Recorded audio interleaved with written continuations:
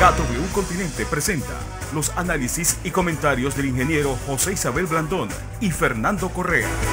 Muy buenos días, Panamá. Hoy es viernes 4 de diciembre. Bueno, buenas noticias para los empleados públicos. Hoy le pagan su 13º mes, en un día en el que el gobierno pues arrecia las medidas en contra de aquellos que están pues haciendo fiestas y creyendo que esto no es relajo, que esto es relajo. Se les va a quitar su bono, su beca universal. Bueno, se les va a quitar un montón de derechos que a las personas que atrapen infringiendo pues el decreto de toque de queda y de reuniones sociales. Por cierto, el gobierno echa para atrás de aquella medida que permitía que mayores de 60 años y enfermos crónicos regresasen a sus puestos de trabajo. Esto en un fin de semana donde, pues lo que están diciendo, nosotros debemos esperar lo peor. El doctor Lao Cortés dice que parte de la ciudad hospitalaria va a estar lista para recibir enfermos de COVID. Ojalá y así sea.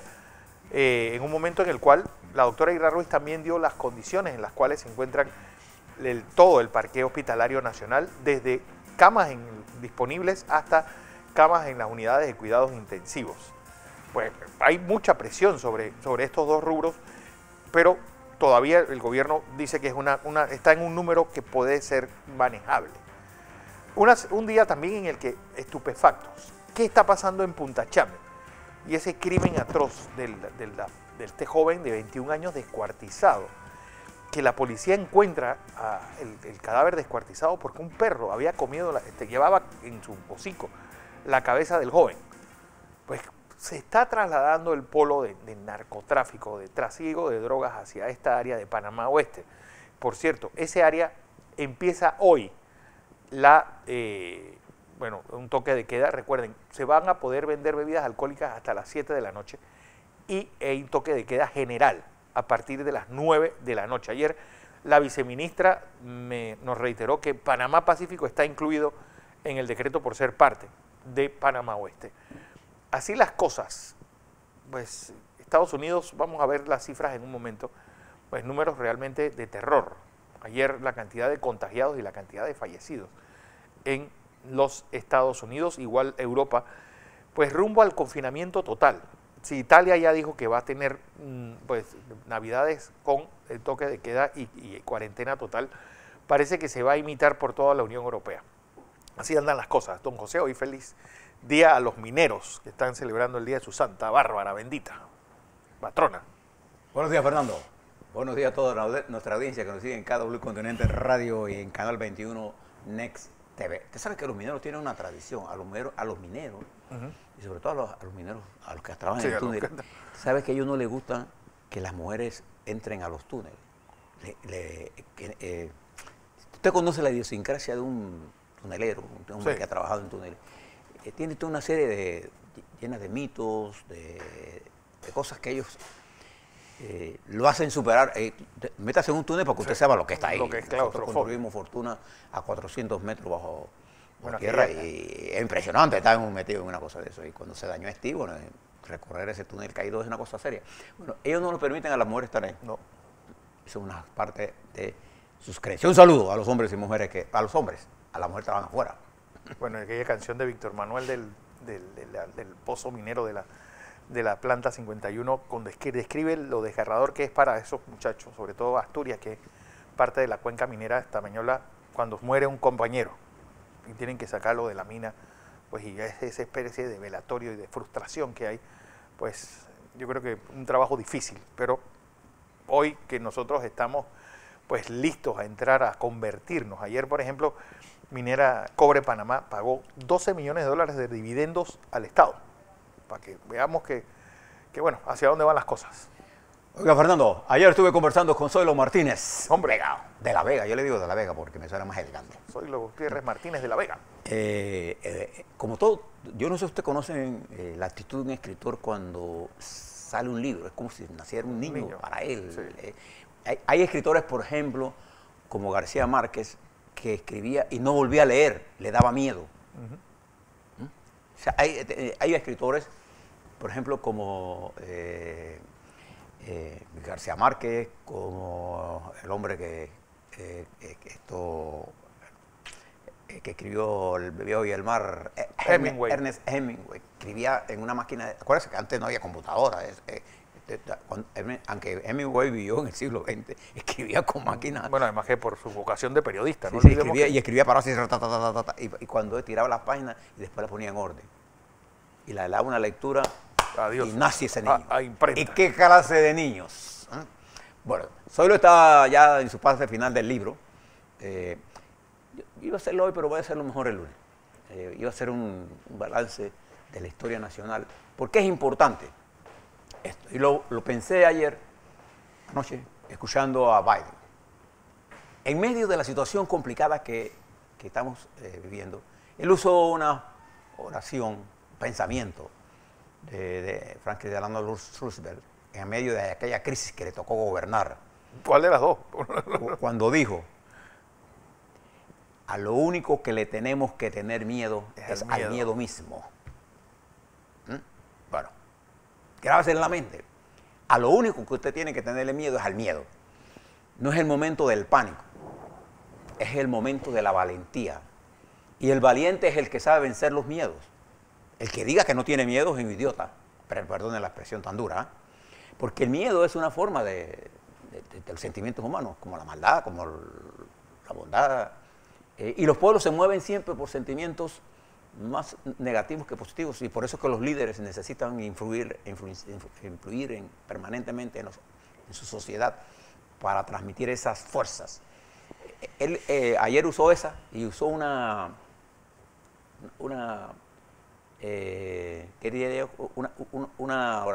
cuando Kennedy tomó la presidencia, preguntaba: no te pregunte qué puede la patria hacer por su país, sino qué puede hacer usted por su país. El aforismo de Kennedy. El aforismo de Kennedy lo usó ahora para decir, ayer en esa entrevista: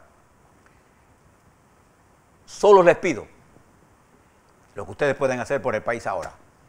100 días, de los primeros 100 días de mi gobierno, que sean obligatorios el uso de la mascarilla. Y ya ustedes verán las diferencias. Me encantó esa entrevista porque, entre otras cosas, el presidente electo de los Estados Unidos y su vicepresidenta, préstele atención a esta senadora, dirigente política. Ella más es senadora, fue procuradora general de la Nación, una mujer con una gran personalidad. Ella es como el complemento de estamina de esta fórmula. Hay gente que dice: uno no elige vicepresidente. Sí, sí. Aquí en Panamá el presidente, la fórmula presidencial panameña se llama Cortizo-Carrizo. Cuando usted vota por Cortizo, vota por Carrizo.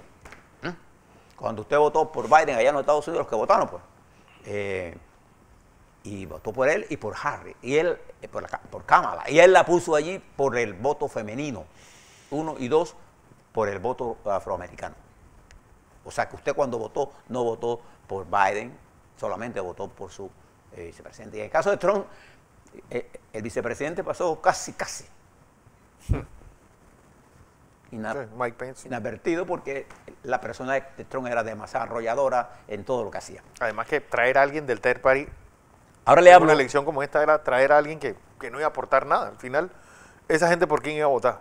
Por Biden. Fíjese, y esto es un consejo para nuestros jóvenes profesionales que ayer estaban hablando. Bueno, los profesionales que ayer estaban hablando sobre salud. Primero, reconozco oportuna la salida a la luz pública de tanto del ministro de Salud, la ministra consejera y el director de la Caja de Seguro Social, en un momento culminante de esta batalla. Sí. Este es el inicio de la etapa de la etapa de ascenso. Cuando el enemigo está a la ofensiva, los generales tienen que decir cuál es la línea. Por eso reconozco el valor. Y hay alguna gente que está escribiendo, bueno, tanto para no decir nada, porque si hubieran dicho cierre total, entonces hoy saldrían cierre total, ¿se da cuenta? Entonces le da caso a ellos. Pero me parece que fue oportuna que ellos salieran en este momento. Era el momento. Lo comparo con lo que pasó ayer en los Estados Unidos. Fíjese, la conferencia de Biden y de Harris no estaba planeada porque venía un incremento. Sí. Y fíjese las cifras de ayer de los Estados Unidos, espeluznante. Cada 30 segundos muere un norteamericano por COVID-19. Mire la cantidad. Cada 30 segundos. Ayer aparecieron, Fernando, 2.899 personas en los Estados Unidos. Y seguro que esto ya ha llegado a los 3.000 por día. Seguro, ¿eh? Porque esto están las cifras que... Sí, eso se monta ahí, ya es muy difícil. Y ayer hubo 218.000 casos positivos en los Estados Unidos. Y entonces el presidente electo Biden fue a enfrentar la pandemia. Cuando Trump se ha escondido de la pandemia y él solo quiere tomarse el crédito, ahora quieren que la vacuna se llame la vacuna Trump. Ojo. Dígame cuál ha sido el aporte científico de Trump a esta vacuna. A ver, dígame. Pero mire qué nivel de egolatría, que la vacuna se llame Trump. Sentarse sobre 300.000 personas que han fallecido. Esa falta de... Entonces, en medio de esto, y medio del desarrollo de esto, el Trump está preocupado exclusivamente por la pérdida que ya dio, porque ya, olvídese ese cuento. Ya. Ayer Biden dijo que senadores republicanos lo habían llamado para felicitarlo. Hoy se muere de un ataque, de rabia. Cuando sepa quiénes son.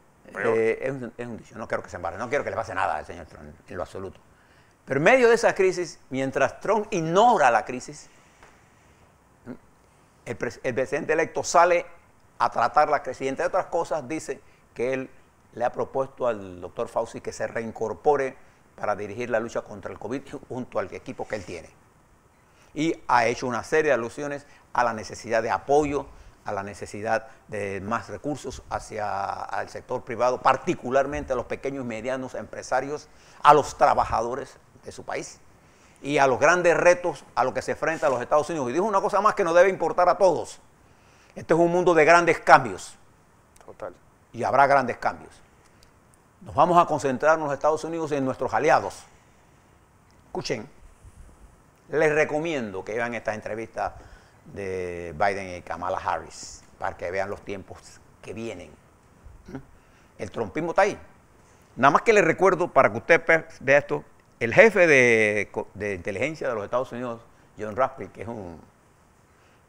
no sé cómo escribirlo, pero ayer dijo que el enemigo más grande de la humanidad después de la Segunda Guerra Mundial es la República Popular China. Él lo que quiere es garantizarse que las relaciones de China con el mundo sean tan malas para que quede... Ellos están dejando como huellas de Trump para que lo que en su mente llaman la campaña del 24. Porque ellos saben que ya perdieron. Bueno, de hecho ayer, a estas alturas renuncia Alexa Farah, la directora de comunicaciones de la Casa Blanca. ¿Cuántas tuvo? ¿Ah? ¿Cuántos directores? Todas las que le dio por rabia. 6, 7 personas. Sí. Todo el que decía algo contra él, fuera. Caminando y fuera. Y se sabe que su discusión con Anthony Barr fue dura. No lo vota por las consecuencias que podría tener. Sacar a Barr ahora significa poner a alguien que va a actuar contra él. Sí.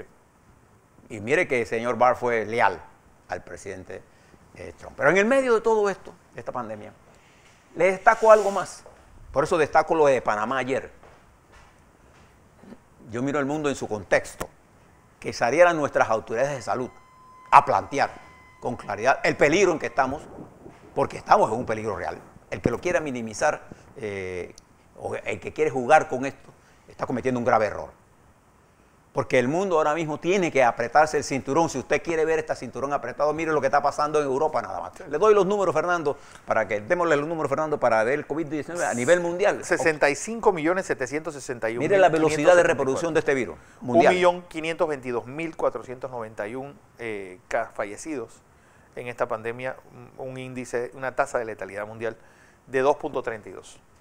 Nosotros tenemos un 85. ¿Cuál es el de los Estados Unidos? Ahora mismo tiene casi más de 14 millones. Tiene 14.535.144 casos totales. Mire, en noviembre, solo en noviembre, el mes de noviembre fueron más de casi cerca de 5 millones de casos positivos. Casi. Y ya estamos en diciembre y no baja de 200.000. 218.564 casos ayer. 2.898 fallecidos, hay 5.686.059 casos activos y 282.829 fallecidos, 1.95 de tasa de letalidad. Preste atención a este dato de la recuperación, porque cuando uno mira una pandemia de esto, uno ve los enfermos, los que caen, los detectados positivos, versus la recuperación. La recuperación de nuestro país es asombrosamente alta. cerca de 87% de nuestros casos están recuperados. Y entonces nos quedan los no recuperados, que son los que bregamos. Y entonces, ahora le hablo sobre esto, pero en Panamá es impresionante la tasa de recuperación. Es una de las más altas del mundo, para que estemos claros de lo que estamos hablando. Bien. Esto en los Estados Unidos se complica en nuestro continente, porque ayer el presidente de México, en hacerse el gracioso, porque ya en esto cuando usted ve tanta tontería, dice tanta repetidamente, cansa. Dice que estar en una cuarentena es una dictadura. 1.267.810 casos, 115.814 fallecidos, 9.13 de tasa de letalidad. O sea que para el presidente es el laissez-faire. Sí. Él tiene que asumir la responsabilidad, porque el manejo que él le ha dado al virus es un desastre. Es un desastre. Eso es lo que él no quiere reconocer. ¿Usted conoce alguna guerra democrática? Sí. ¿Usted conoce alguna guerra democrática? ¿Usted conoce algún general que ha ido a alguna guerra, que ha dirigido un movimiento de liberación nacional, anticolonial, o una guerra como la Segunda Guerra Mundial? ¿Usted se imagina a MacArthur discutiendo con sus coroneles, con mayores, la tropa, cada decisión que iban a tomar estratégica, ¿no? O un proceso electoral? El comité de dirección política de un partido, de una elección, es un estado mayor de guerra. Lo que tiene que hacer es la lectura correcta de lo que está ocurriendo. Entonces, cuando uno oye al presidente mexicano hablando, tengo la impresión que entre él está en una especie de estratosfera, más allá del cielo está. Pero mirando hacia arriba, no hacia abajo tampoco. No está mirando, él no está viendo al México. ¿No? Él se para ahí todas las mañanas y estaba molesto ayer porque le dieron una calificación de 6, porque todas las encuestas dicen que tiene 70%. A ver, yo quiero saber si los mexicanos de verdad creen que ellos viven bien. Ayer lo escuché diciendo estas cosas. En México, el Bolsonaro. Nosotros hemos parido en esta pandemia una clase de dirigencia que quieren escultarse ante un hecho real. El virus existe y estamos enfrentando a una guerra. Bueno, es que esta es una labor de estadista, no una labor de sí, esto es estadista. Sí. Usted tiene toda la razón. Ahí pegó en el clavo exactamente donde está. Y no hay que ver por la edad, porque si alguien ha manejado bien la pandemia, y es un ejemplo, ayer yo les recomiendo que miren el reportaje de la Deutsche Welle sobre Uruguay.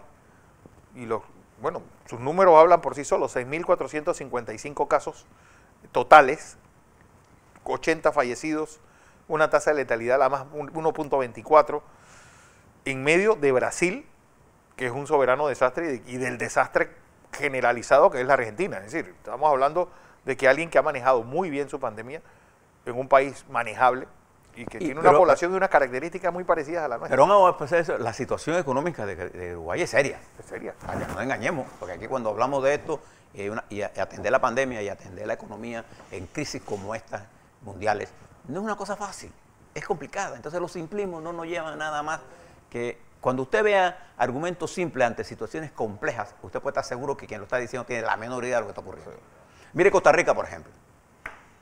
Costa Rica tiene menos número que nosotros, pero tiene más. No. O sea, Costa Rica, ojo, que esto tiene truco, porque Costa Rica tiene, a pesar de que tiene 140.505 casos totales, que son menos que nosotros, tiene 40.324 casos activos, versus los 20.000 que tenemos en Panamá. Pues vea, o sea, cuando usted mira la estadística y se ve así, usted comienza, no, ellos lo hicieron mejor que nosotros. Mire los números completos, por eso le hablé de la recuperación en Panamá.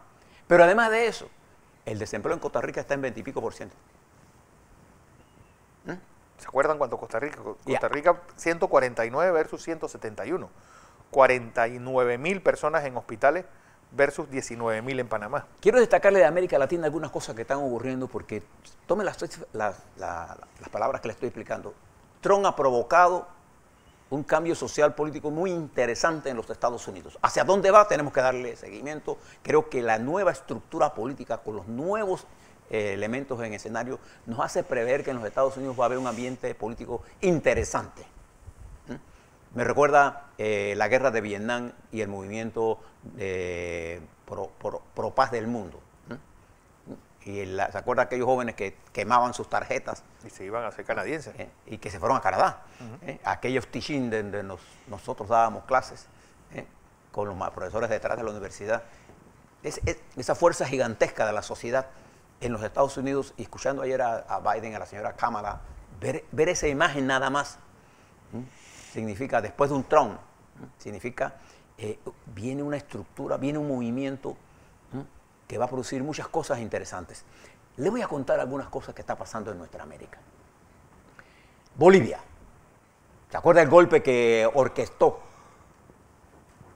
Trump y el señor Pompeo contra Bolivia con Almagro? Y con todo, no llamemos las cosas por su nombre. Y Almagro, que ahora está más preocupado por lo que pasa en Venezuela, pero no está mirando lo que está pasando Nicaragua. En Nicaragua, no, en Guatemala, al lado. Entonces, ¿te acuerdas de ese golpe? Bien. Que los acusaron a Evo de haberse robado y él dijo que él estaba allá para que Evo no se robara las elecciones. Mire qué clase de persona es este. Bueno, Bolivia volvió a elecciones y ganó con el 50,2%. 55,2%. El presidente Arce anuncia un bono contra la pobreza. El hambre. No, perdón, no es contra la pobreza. Un bono contra el hambre. Así que se llama. Por $150 y cada boliviano. 4 millones de bolivianos están recibiendo a partir de ayer ese bono. Yo recuerdo que escuché a Evo al principio de sus comandatos. La primera vez que un indígena recibía un cheque de gobierno, cuando dio la ayuda los bonos para recuperar y mover el mercado. ¿Qué es lo que intenta Arce? Dinamizar el mercado interno. Y Bolivia, igual que nosotros, tiene recursos estratégicos. Entre otras cosas, litio. Entre otras cosas, tiene gas, tiene un montón de cosas. Pero ayer, estos indígenas que dieron un ejemplo de unidad, de firmeza frente a la agresión que fueron objeto por parte del ejército boliviano, que también tiene su historia revolucionaria. Yo recuerdo cuando el general Torres asumió el mando militar en ese país, nosotros estábamos aquí con el general Omar Torrijos, y un día vino a decirnos, la revolución boliviana bajo mi mando es irreversible. Y nosotros le dijimos, general, usted está a punto de caerse. Y se cayó. Y se cayó. Lo tumbaron. Bien. Ese país, preste la atención, porque con Evo Morales, Bolivia creció y proporcionalmente una mejor distribución de la riqueza. Bien. Preste la atención ahora y muévase hacia Guatemala, en donde el pueblo guatemalteco y particularmente el pueblo indígena, que es mayoritario en Guatemala, comienza a decirle a Almagro y a su combo, nosotros no tenemos nada que negociar con este caballero, nosotros lo queremos que él se vaya, se refieren al presidente, y queremos que cierren el Senado. Esto se lo planteo allí, en el momento en que América se mueve en un terremoto político, y que en Perú, el propio presidente es acusado por las ramas más derechistas, ahora se dieron cuenta que este hombre es muy peligroso, porque dice que tenía y tiene mucho amarre con ahora comienzan a hablar de, los militares son muy propensos a hablar de la lucha anticomunista, que ya pasó hace tiempo, ¿eh? Sí. Los ilusos que creen en el comunismo son muy pocos. Lo que hay es una nueva guerra por una igualdad, una mejor distribución, y no es la igualdad per se, es una guerra por la participación, por la mejor distribución de la riqueza, por tener perspectiva, porque la nación no le pertenece nada más a los multimillonarios, la nación le pertenece a todos. Y entre más rápido entendamos eso, más rápido y mejor hacemos las cosas. Venezuela. Bajo el grito de guerra del señor Maduro de que si pierde se va. Ahora le voy a decir porque él piensa que no va a perder. Venezuela va a elecciones este domingo. Pero mire qué clase de elecciones son estas. ¿Qué se elige en Venezuela? Porque hay gente que opina de las elecciones y no tiene idea de lo que se va a elegir. En Venezuela se van a elegir 277 diputados. ¿Y por qué son de 177 cuando la Constitución venezolana en su artículo 186 establece que solo habrá el número de diputados se calcula en función de 1,1% del porcentaje de la población? Deberían ser 176, 69, que eso es lo que son ahora. Porque el señor Maduro cambió las reglas y estableció un nuevo. Antes de Maduro, de Chávez, Venezuela tenía dos cámaras, la Cámara de Senadores y la Cámara de Diputados, que en total daban 266. Bueno, el señor Maduro hizo una ley por allá por junio y cambió esto. Y ahora se van a elegir 277 diputados. Bueno, es que Venezuela ahora mismo son 28.870.000 la población, así que el 1%. Pero por circunscripción. Acuérdense que eso tiene cuando su usted lo va aplicando por circunscripción, entonces usted se da cuenta de la diferencia. Entonces, ahora se van a elegir 144 diputados por lista. O sea, los partidos más votados tendrán proporcionalmente, vamos a suponer, si el PSUV vota 30%, tendrá 30% de eso. Se calcula que son 144, o sea, el máximo son de 144 que van por lista. Si el PSUV tiene 30%, bueno, multiplique 144 por 30 y ese es lo que le tocaría como por lista en el orden en que aparece en la lista. Y el resto, 133, serían por el voto individual. Jo. O sea, sí, tú votas por la persona, ¿no? Por la persona. Una vota por bloque y otro vota por persona. Entonces, hay lista, porque es combinada. Él lo equiparó y entonces, ¿qué hizo? Montó un poco de gente, de partidos nuevos, de gente de él, que aparecen hasta el hijo en diferentes papeletas. Hasta el hijo metió en la Entonces hay una maniobra política interesante, pero que le indica qué pasaría si pierde la elección. Okay, ayer en el meeting dijo, me voy. Bueno, él no se da cuenta que ya está ido. El problema es que la oposición en Venezuela está tan dividida que ahora Guaidó se quedó sin piso ni techo, no hay argumento. De hecho, una de las mejores intelectuales políticas, 4 diría yo, de la oposición venezolana es la que fue designada embajadora en Londres, una mujer inteligente, bien graduada. Renunció porque no tiene perspectiva con Guaidó. Sí. Guaidó ha quedado atrapado en sus propios errores. Y entonces Capriles, que con más inteligencia que él, dijo, vamos a meternos en esto. Bueno, ahora se opusieron y cuando la oposición decidió ir a las elecciones, controló la asamblea. El problema es que como están divididos, va a ser difícil. Esto se va a decidir el domingo, nosotros el lunes le estaremos informando de lo que ocurre en ese hermano país. Así es. Pero las cartas están echadas, cargada a la mano hacia el gobierno. Sí. Esa es la verdad. Hablamos un poquito de los Estados Unidos, Fernando, y terminamos aquí rápidamente. En los Estados Unidos, la pandemia se está comiendo. El debate de los Estados Unidos, porque Trump decía que al 3 de noviembre todo esto se acabó. Bueno, ahora es que viene la salsa de la pandemia. Lastimosamente para los Estados Unidos, están en medio de una situación de calamidad extrema. Llegan a 100.000 la gente hospitalizada, ya los hospitales comienzan a resentirse. Algunos estados tienen sobre demanda a la oferta de servicios de hospitalización. Sí. Y fíjese que en los Estados Unidos los hospitales son privados. Son privados. Entonces, ahora mismo hay una situación caótica en algunos estados, en peligro en otros. La mortalidad se ha incrementado en California y en Nueva York. Son los 2 estados con más casos. Tercero, Florida. Y en Florida. Y existe, la pandemia sigue siendo y sigue creciendo a una velocidad exponencial en los Estados Unidos. Las cifras son aterradoras. Grábese este número. Cada 30 segundos un norteamericano muere de COVID en los Estados Unidos. Por otro lado, el clan de los Trump está objeto de investigación. Incluso ya comienzan a salir divulgaciones de cuántas reuniones hicieron en Camp David, cómo se repartieron algunos negocios, etc. Y se habla de una especie de perdón anticipado que el presidente le podría dar a sus propios hijos. Eso será la primera vez en la historia de los Estados Unidos que pase algo como eso. Pero la tensión política está situada ahora mismo en Georgia, en donde la campaña de Trump, por sus intereses personales, ha puesto más presión a los candidatos republicanos que corren por esos estados. Recuerda que esos 2 estados van 2 senadores a la elección con 2 demócratas. Y si los republicanos ganan uno, tendrían mayoría del Senado. Si pierden los 2, perderían el control del Senado. O sea, al presidente todo no le importa eso.